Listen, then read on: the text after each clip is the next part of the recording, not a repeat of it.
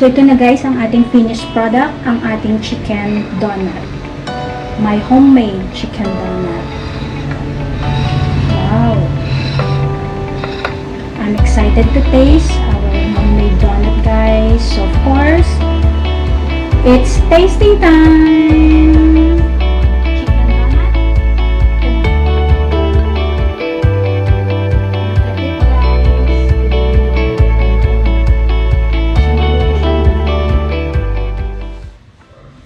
Good day everybody! Welcome back to my channel, Home Cooking with Joyce Alvior. As I always tell you, I'm not a chef, but I love to cook and my passion is cooking. So I want to share with you guys my recipes in my own way, okay? So for today guys, magluluto tayo or gagawa tayo ng donut, but not a sweet one dahil ang gagawin nating donut ay crispy chicken donut. So na-try nyo na ba yon? Kung hindi pa guys, tara, samahan niyo ulit ako sa aking journey of cooking and titikman natin sabay-sabay ang result ng ating masarap na chicken donut. Okay? So, ang ating ingredients ay makikita on the description box below and ito rin po yung mga prepare ko.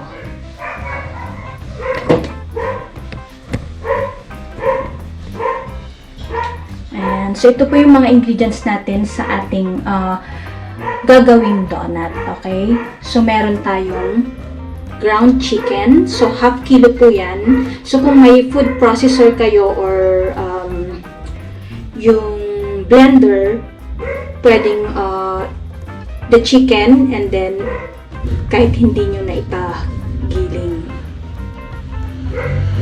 Okay? And then, meron din tayong 1/4 cup of evaporated milk, and then meron tayong 3 sliced bread, and then meron din tayong boiled potato, so imamash po natin yan later, and then meron tayong melted butter, meron din tayong chopped onion, and then meron din tayong Spanish style paprika. So option lang naman po yan, and of course ang ating pampalasa ay ang ating salt, okay? So, let's combine all the ingredients. So, as I mentioned, kung may food processor po kayo, combine nyo all together itong mga ingredients na to. Since wala tayong food processor, let's do it manually. So, sa mga katulad ko, kung walang food processor, game, tara, let's prepare our chicken donut. Okay guys, so ang ating first step, kung wala kayong tasty bread guys, pwede nyong gamitin yung breadcrumbs. So ako, since may tasty bread ako, gagamit tayo nitong bread, tasty bread. So kailangan nyo siyang what do you call, ma-chop siya into pieces. So may chopper ako kaya ito yung gagamitin ko. So kung wala naman kayong chopper, so anuhin nyo na lang, himay-himayin nyo na lang guys ng maliliit. Or yun lang, as may suggestion, use breadcrumbs. Okay?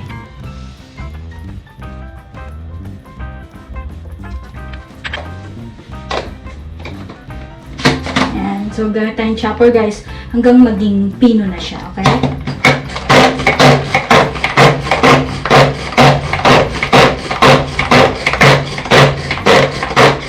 Okay guys, so ito na ang ating tasty bread.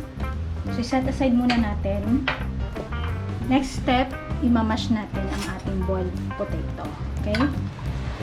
Okay guys, so itong potato natin guys is dalawang pirasong potato. Okay? So, all done. So, next step, combine na natin all together ang ating ingredients. Okay? So, let's put our bread.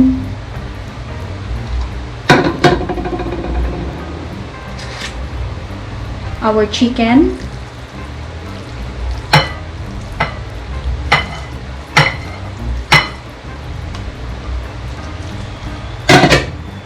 our mashed potato,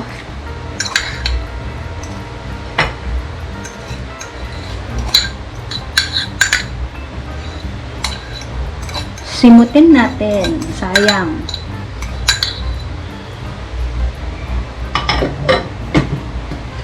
Onion,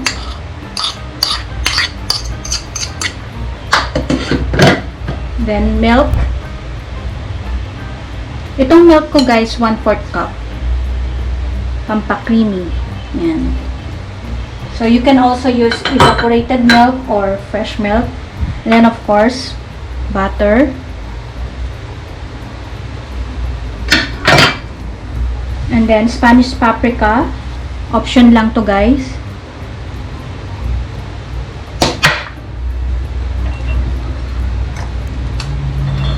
Then salt to taste.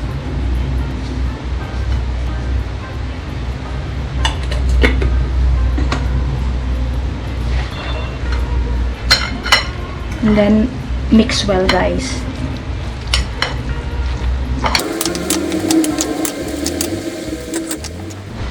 After mixing well guys, lagay muna natin siya sa ref for 2 hours. And then saka natin siya i-form into balls like donut. Okay? So, see you in a bit after 2 hours. Welcome back guys! So, after more than 2 hours na nakalagay sa fridge ang ating mixture, ang ating chicken donut, ito na siya guys. So, ang ating next step ay of course, gagawa na tayo ng donut. Okay? So, ang kakailanganin naman natin sa ating paggawa ng ating chicken donut, i-form na natin ang chicken donut is, of course, kailangan natin ng egg, beaten egg, 2 eggs yan guys. And then, of course, meron tayong breadcrumbs. Okay? Kasi gagamitin natin itong dalawang to para sa ating coating. Okay? So, let's start to form our chicken donut. Okay guys, so let's form our donut. Ayan, so, ngayong na-freeze na natin guys, nilagay natin sa ref, medyo tumigas siya. And kung halimbawang malambot guys, or hindi ganong solid, or hindi ganong firm, dagdagan nyo siya guys ng breadcrumbs, okay? So, ayan. So, kung pang business nyo, of course, dapat meron tayong measurement. So, kung ilang 1/8 cup ba ang sukat or 1 tablespoon. So, sukatin nyo guys. Pero since ito, homemade lang natin, pangkain lang natin. So, ang gagawin natin ay, tansya. Tansyahin na lang natin. So, of course, first, form a ball. Yan. And then, flatten natin, guys. Ayan. And then, of course, make a hole. So, ganyan. So, kung mas malaking hole, depende na sa inyo. Okay? Para lang tayo naglalaro, diba? And, alam nyo, kung gagawa tayo ng isang recipe na kakaiba, diba ang sarap sa pakiramdam, lalo na kung pinaghirapan natin. Okay? So, don't be afraid to experiment guys. Kung ano pa yung pwede nyong ilagay na ingredients sa ating chicken donut, much better para maging mas masarap. Okay? And then, of course, after that, pwede rin tuloy-tuloy kayong gumawa guys ng chicken donut nyo. And then, after that, pag okay na, saka nyo siya i-coat sa egg and breadcrumbs. Okay? So, let's coat sa egg. And then, breadcrumbs. The other hand, para dry.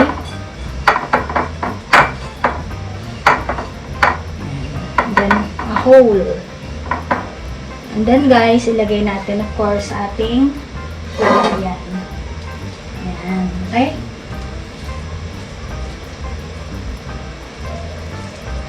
Then, same procedure, guys. Make a ball. Yan. So, pwede nyo rin tawagin yung mga kids nyo habang gumagawa ng ganito, okay? And I assure you, they are all excited to taste this chicken donut. And then, after forming the ball, flatten. And then, make a hole. Ayan. Last one, guys. So, ano yung steps natin how to make donuts? Make a ball. Flatten. Huwag naman flat na flat. And then, make a hole. Yun lang guys. Very simple. Lagyan na natin sa ating lagayan. So, nakagawa tayo guys ng 10 chicken donuts. Ito siya guys. So, yan. Beautiful. Okay. So, ilalagay natin siya guys ulit sa fridge for about 1 to 2 hours. And then, saka natin siya i-fry para mas crispy ang ating chicken donuts. Okay? So, again, see you in a bit. Bye!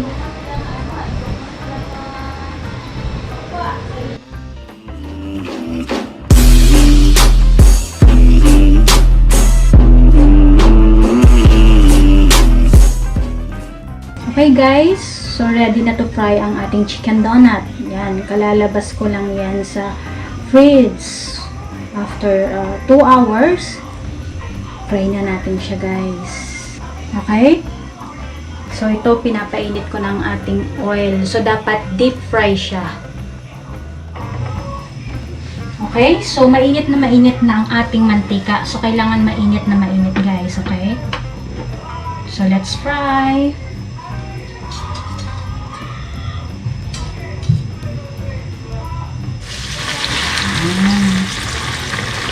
Another one.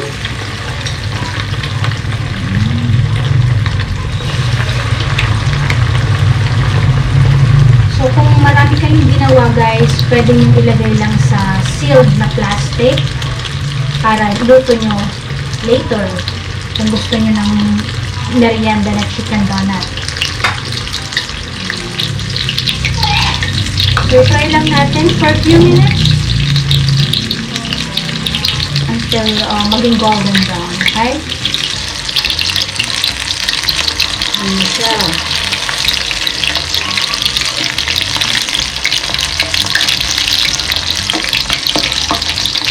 Naamoy ko yung bango ng chicken.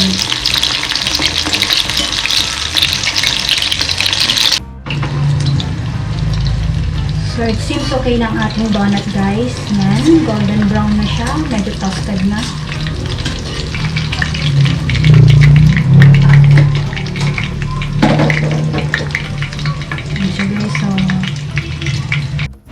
So, ito na guys ang ating finished product, ang ating chicken donut.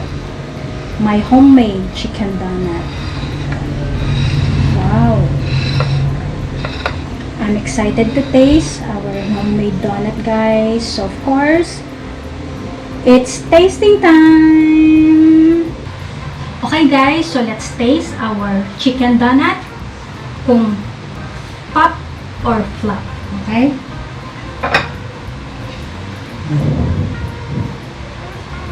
Look at it guys. Tingnan nyo. Ang loob. So, naluto siyang mabuti. Okay? So, kung may pang-dip kayo guys, either ketchup or mayonnaise. Masarap. Eh ako kasi hindi ako fan ng ketchup. Eh wala kaming mayonnaise right now. Kaya wala akong sausawan. Okay? So, let's taste.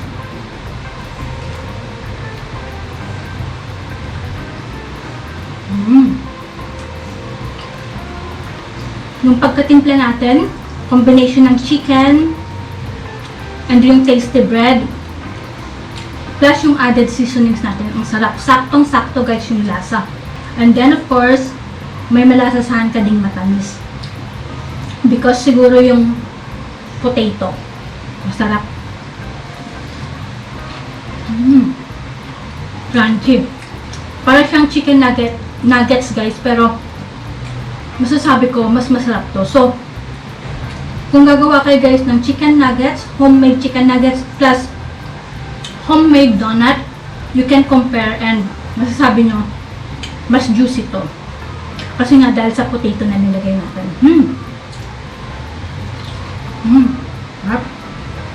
So, sana guys, matry nyo ang ating dish for today na masasabi kong magugustuhan to ng mga kids. So, surprise nyo guys ang yung mga kids with this chicken donut, okay? Not only for the kids, but for everybody, okay? So thank you guys for watching, and of course, see you again on my next vlog. But before we end, don't forget to subscribe to my YouTube channel, guys, Home Cooking with Joyce Alvior. We assure you na marami pa po kaming i-share sa inyo ni Vince na mga recipes, good food, and good videos. Okay? So, bye for now. Sana po matry nyo to. Sarap. Pwede rin pang negosyo, di ba? Sarap kaya talaga.